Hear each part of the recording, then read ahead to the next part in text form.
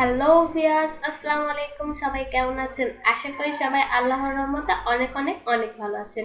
আমি মোসাম্মদ সাদিয়া আক্তার আকি zero byte বিটির পক্ষ থেকে আবার একটি নতুন ভিডিও নিয়ে হাজির হয়েছি আপনাদের মাঝে। আজকে আমরা এই টিউটোরিয়ালে দেখব কিভাবে অ্যাডোবি ইলাস্ট্রেটরের মাধ্যমে কোনো কাজ করে বা কোনো কাজ করার পর পিএনজি ফরম্যাটে সেভ করতে হয়। সো ভিউয়ার্স, যারা এখন আমার চ্যানেলটিকে সাবস্ক্রাইব করেনি তারা প্লিজ সাবস্ক্রাইব করুন এবং পাশে থাকা বেল আইকনটিতে ক্লিক করে নোটিফিকেশন অন করে রাখুন। এবং ইতিমধ্যে যারা আমার চ্যানেলটিকে সাবস্ক্রাইব করেছেন তাদেরকে অসংখ্য ধন্যবাদ। Let's go to see our channel intro.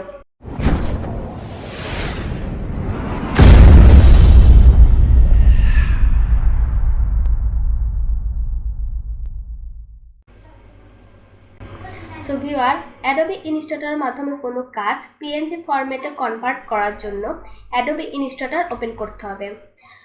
So আমি এখানে অ্যাডোবি ইলাস্ট্রেটর ওপেন করে নিচ্ছি।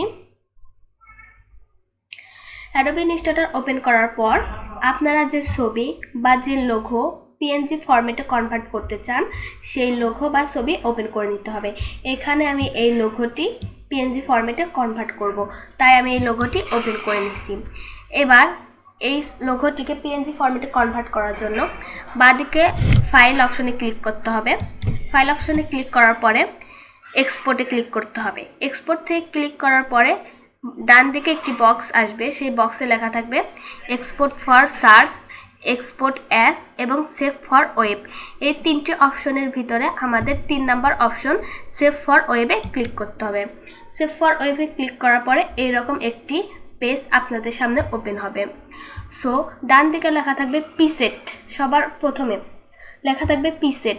পিসেট অপশন থেকে নেমের সাথে এখানে একটি অ্যারো চিহ্ন দেওয়া থাকবে, অ্যারো চিহ্নতে ক্লিক করতে হবে। অ্যারো চিহ্নতে ক্লিক করার পরে এখানে লেখা থাকবে পিএনজি 24, পিএনজি 24-এ ক্লিক করতে হবে। সো পিএনজি 24-এ ক্লিক করার পরে দেখতে পাচ্ছেন লোগোর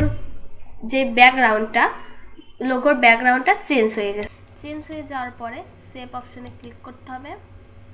সেভ অপশনে ক্লিক করার পরে আপনারা যে ফাইলে বা যে জায়গায় সেভ করতে চান সেখানে সেভ করে নেবেন। আমি এখানে আমার ফাইলে সেভ করে নিচ্ছি। সেভ করে নেওয়ার পরে এখানে সেভ অপশনে ক্লিক করবেন। সেভ অপশনে ক্লিক করার পরে আমাদের সেভ হয়ে গেছে। সেভ হয়ে গেছে, এবার আমরা দেখব পিএনজি ফরম্যাটে কনভার্ট হয়েছে কিনা। সো আমি যেখানে সেভ করেছি সেখানে চলে যাচ্ছি এবং দেখতে পাচ্ছেন আমার লোগোটি পিএনজি ফরম্যাটে সেভ হয়ে গেছে।